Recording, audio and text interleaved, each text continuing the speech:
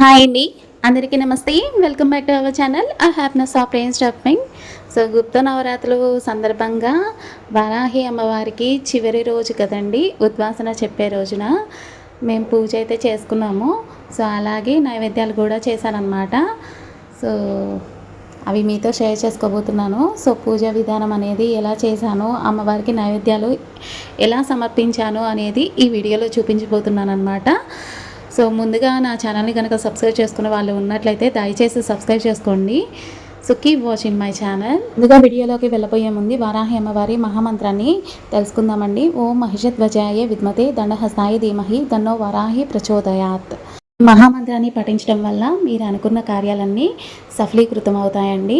నైవేద్యాలలో భాగంగా అమ్మవారికి పచ్చిపాలలో ఎలాచీ వేసి పెట్టానండి, ఒక గ్లాస్ పాలు. అలాగే అమ్మవారికి బెల్లం పానకం అంటే బాగా ప్రీతండి.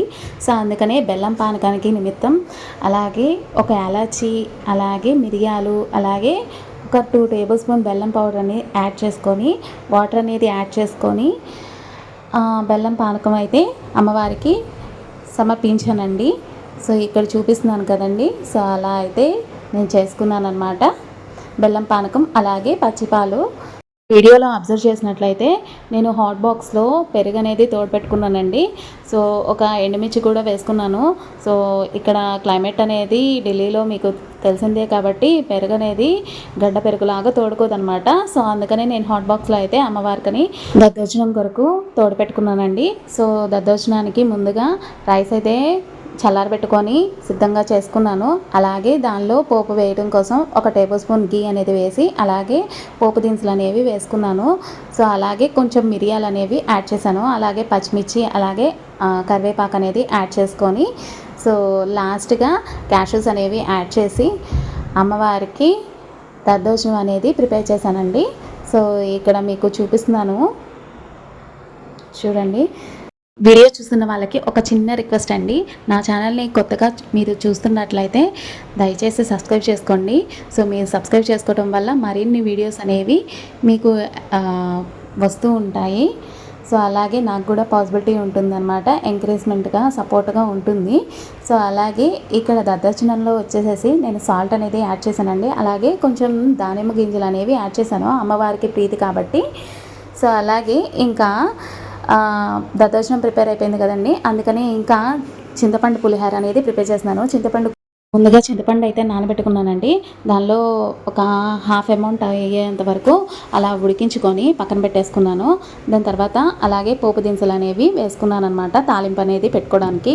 ఆల్రెడీ నేను రైస్ అనేది ప్రిపేర్ చేసేసుకున్నానండి. అలా సాల్ట్ అలాగే పసుపు అనేది వేసి, సో అలా పక్కన పెట్టేసుకున్న దానికి పోపు అనేది పెడుతున్నానండి. సో అన్నీ కూడా నేను క్లియర్గా పెట్టడం వల్ల ల్యాక్ చేసినట్టుగా ఉంటుంది కాబట్టి వీడియో అనేది ఎక్కువ ల్యాక్ చేయకుండా సో నేనైతే వీడియో అయితే స్కిప్ చేసేసి పెట్టేస్తున్నాను అనమాట. సో ఇలా పోపు అయితే పెట్టేసుకుంటున్నానండి. సో పెట్టేసుకొని ఫైనల్గా పులిహోర అయితే రెడీ చేసేసానండి. ఇలా అమ్మవారికి నా శక్తి కొలదైతే నేను నైవేద్యాలు అయితే చేస్తున్నానండి. సో నేను ఫస్ట్ టైం అనమాట పూజ అనేది చేయడం అనమాట. లాస్ట్ టైం ఎవరో చెప్తే విన్నాను అనమాట వారాహి అమ్మవారి గురించి. సో అప్పటి నుంచి నా మనసులో ఉందన్నమాట, చేసుకోవాలనిపించింది. సో అలాగే ఇక్కడ చూస్తున్నట్లయితే నేను చక్కెర పొంగల్ కోసం 3/4 కప్ రైస్, అలాగే పావు కప్పు పెసరపప్పు అనేది తీసుకొని ఫ్రై చేసుకున్నానండి. సో ఫ్రై చేసుకున్న తర్వాత వాష్ చేసుకున్నాను, శుభ్రంగా వాష్ చేసుకొని. సో 1 గ్లాస్ ఓవరాల్ అయ్యింది కదండి పెసరపప్పు అలాగే రైస్ అనేది.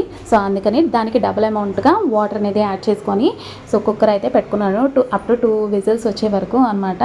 సో నెక్స్ట్ ఇక్కడికి వచ్చేసరికి ఒక కడాయి తీసుకొని 2 టేబుల్ స్పూన్స్ నెయ్యి అనేది వేసుకొని, అందులో క్యాషూస్, అలాగే ఎండు కొబ్బరి ముక్కలు, అలాగే కిస్మిస్ అనేవి ఫ్రై చేసుకొని పక్కన పెట్టుకున్నానండి.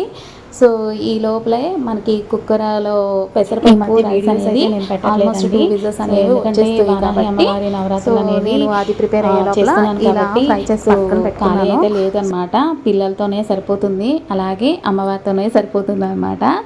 వీడియోలోకి వచ్చినట్లయితే మనం క్యాషూస్ ఫ్రై చేసి పెట్టుకున్న కడాయిలోనే ఒక హాఫ్ కప్ బెల్లం తురుము అనేది యాడ్ చేసుకొని, అందులో 3/4 కప్పు పంచదార అనేది యాడ్ చేసుకుంటున్నామండి. చక్కెర పొంగల్ కాబట్టి మనం చక్కెర అనేది ఎక్కువగా వేసుకుంటున్నాం అనమాట.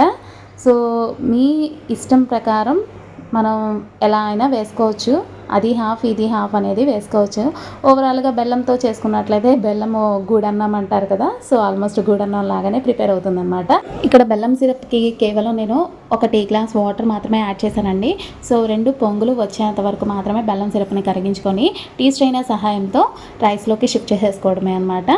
సో అలా స్ట్రెయిన్ చేసుకోవడం వల్ల మనకి ఏమైనా బెల్లంలో ఉండే తరకలు కానీ ఏదైనా డస్ట్ కానీ పార్టికల్స్ కానీ ఉండిపోతే కనుక అవి స్ట్రైనర్ సహాయంతో ఆగిపోతాయి అన్నమాట.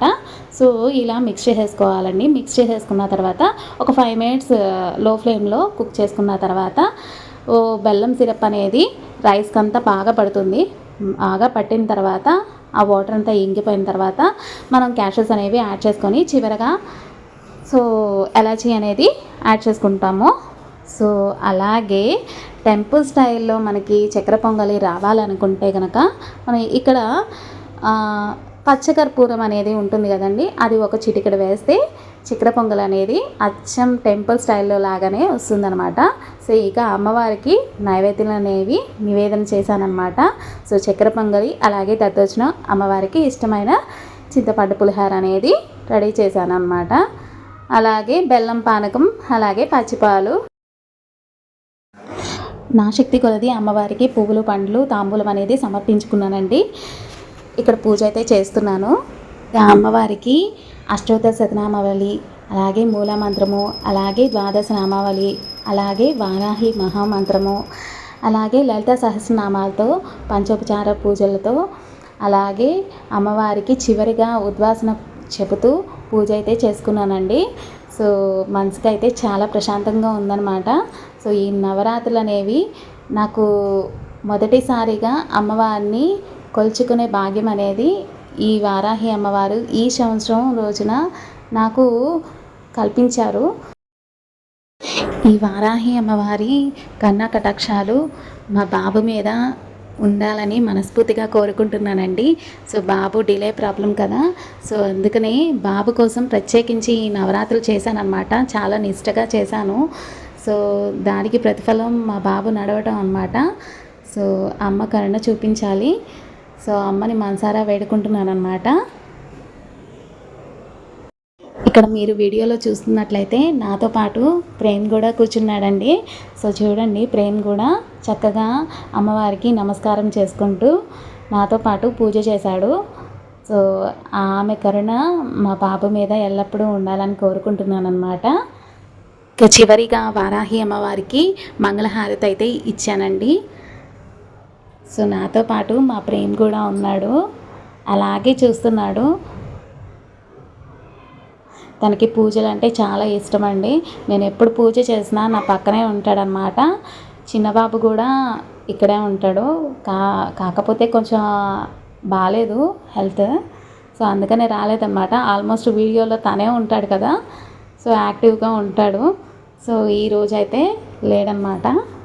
ఈ అమ్మవారి అనుగ్రహంతో వచ్చే ఏడాది కూడా ఇలాగే పూజలు అందుకోవాలి మా ఇంట్లో అని మనసారా వేడుకుంటూ చివరిగా ధూపదీప నైవేద్యాలతో అమ్మవారికి ధూపం అయితే సమర్పించానండి.